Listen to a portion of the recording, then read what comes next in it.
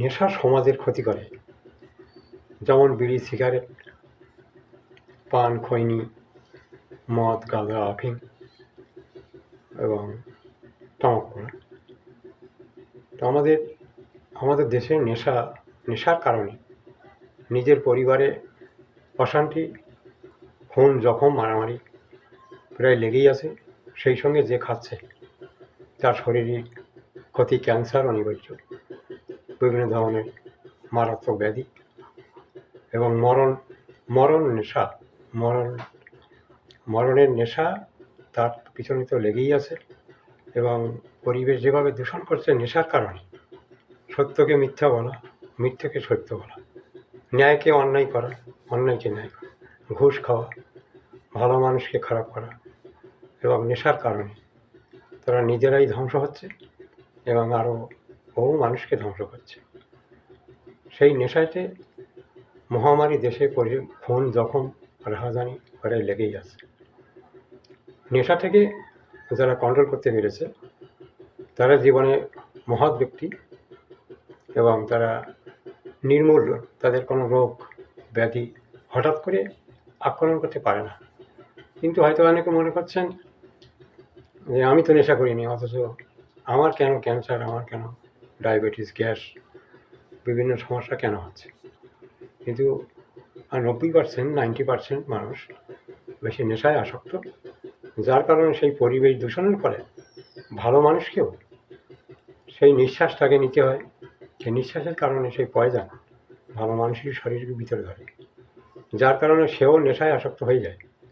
তাকে তাসের আড্ডায় বলুন, বিভিন্ন গাড়িতে এক জায়গায় বসে বলুন, বিভিন্ন সমাজ অনুষ্ঠানে এক জায়গায় থাকতে হলে বিড়ির ধোঁয়া খেতে হয়, মদের গন্ধ নিতে হয়, মদ খেয়ে গল্প করতে রাস্তাঘাটে যেখানে সেখানে।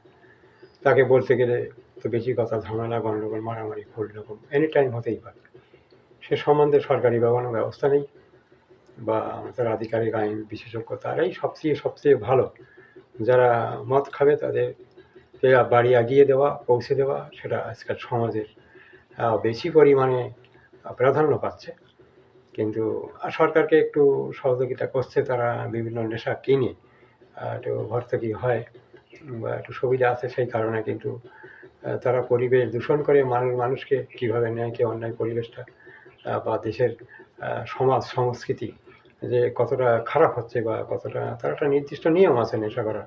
কিন্তু যেখানে সেখানে এবং মহিলাদের অপমান করা, বাড়ি এসে মহিলাদের নির্যাতন করা, বা যে শিশু জন্মাচ্ছে আগামী প্রজন্মে, তারাও সব নেশা যদি বাবা খায়, তার ধোঁয়া এবং সেই দূষণে তার পরিবারের মানুষ ক্ষতি হচ্ছে বা তারাও মারাত্মক ব্যাধিতে আক্রমণ হচ্ছে, যার কারণে তার যেসব ভিটে বাড়ি বা ইনকাম যা কিছু হচ্ছে, সমস্ত টাকা পয়সা, ডাক্তারেরা তো ব্যবসা করছে সেই সঙ্গে, যে এত টাকা লাগবে, ওই লক্ষ লক্ষ টাকা লাগবে এই চিকিৎসা করতে, বা গরিব মানুষ তারা এই টাকাটা কোথায় পাবে?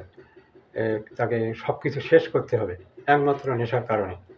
আসলে আমরা সবাই সচেতন হই খুব কম মাত্রায়, এবং নেশা না করলে যে বাঁচা যাবে না এরকম কোনো মানে না। কিন্তু এর কারণে বহু মানুষ, পরিবার শেষ হয়ে যাচ্ছে আর্থিক কন্ডিশনে, এবং মহামারী বিশেষ রোগে তারা আক্রান্ত হচ্ছে, যার কারণে চোখের সামনে কিছু করার কারণ নেই এবং তারা আর্থিক দিক থেকে দুর্বল হয়ে যাচ্ছে।